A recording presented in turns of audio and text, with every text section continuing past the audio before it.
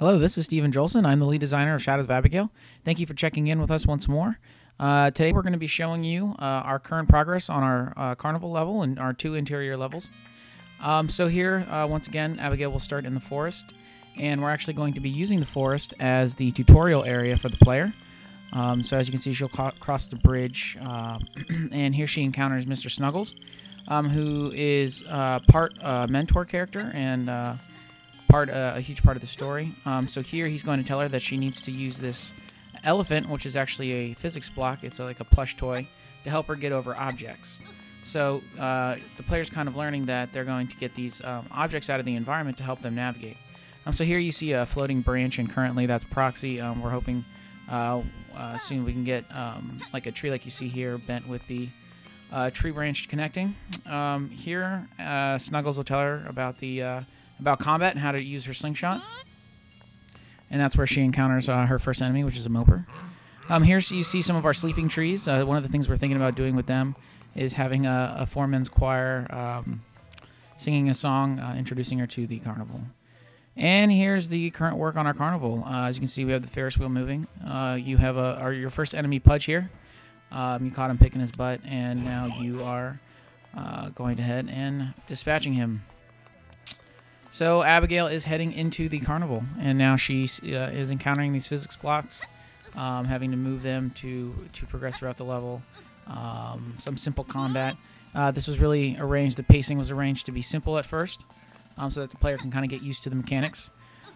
Here you'll see some of our scaffolding, which we took from, we had initially wanted to have a roller coaster that you can actually platform on, and when we found out that wasn't going to be feasible with scope, we actually were able to reuse those assets as gameplay. That ticket booth you see there is actually a checkpoint that is working in the game. So here is an instance where Abigail is actually going to walk into a living carnival game, and she's going to walk in, and then trips an action trigger, and that begins these walls closing in on her, and she actually has to escape before they crush her. And we are adding spikes to those platforms so that we can actually have more danger right now. So here she is getting into the Candyland, as you can see in the background. Before she gets there, she actually has to put out these fires. So Abigail's going to get onto the platforms, and she's going to have to shoot some targets to get them to fire out. As you can see, there was a rock there that she shot, and right now we're having some issues with getting our targets into the game visibly so that you can see those. So now Abigail's moving into Candyland. I hope you like the font. This Candyland is basically going to be a candy factory. And you're going to see a lot of these towers that have platforms moving in and out of them, and those will have candy on top of them. So here the player can go below the scaffolding, or they can go above. We're trying to make sure that we can have some non-linear gameplay that the player can kind of choose which way to go. So here the object is that the lollipops are actually blocking your path, so you have to find ways using the plush toys to kind of get over those. And as you can see, you're actually going to come up to a bit of a bug, and those green towers are obviously work in progress. But here, Abigail's actually getting stuck. And when I recorded this, I didn't want to try and fake out the viewer that our game has no bugs. So if you see something that's really weird, I kind of left that in there on purpose to show you the things that we're trying to fix. So here's a simple platforming area. Here comes kind of like another game that Abigail is going to encounter.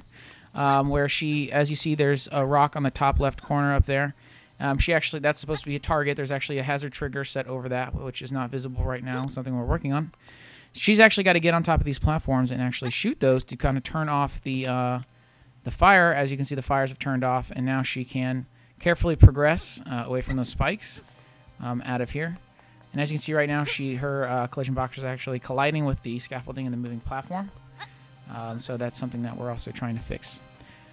So now here we go. We are getting into the funhouse exterior, and out here we don't know how much gameplay we actually are going to put out here. It's not going to be anything like you've seen before. It might just be simple combat.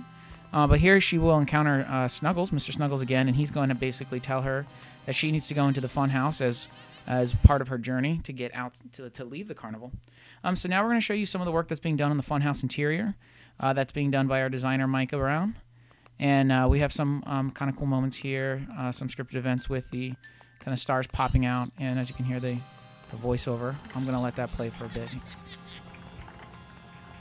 So here is a giant jester robot, and those feet and hands are actually platforms that Abigail's going to have to move around by shooting the hands and also by shooting the bells on the jester hat. Right now, this is not completely functional. Abigail actually, when she runs under the feet, they should actually be slamming down on top of her as a pretty serious hazard. But we do have these assets into the game now. Those are actually an animation. Prior to that, we were using platform navigation to get those to move. But he has a bell on his jester hat, and by shooting those, you can actually move the legs up and down. But as you can see here, by shooting the hands, they'll move, and the object is to get onto these hands so you can move off to the far right. You kind of see a platform sticking out, and move on to the next room.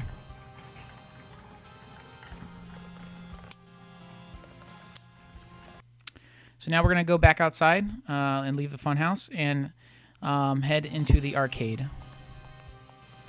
In here, we have some very simple gameplay, and as you can see in the top left-hand corner, we actually have our health bar in right now. And here she's approaching a Sally, which is really kind of a scary, demented doll whose head spins in 360 degrees.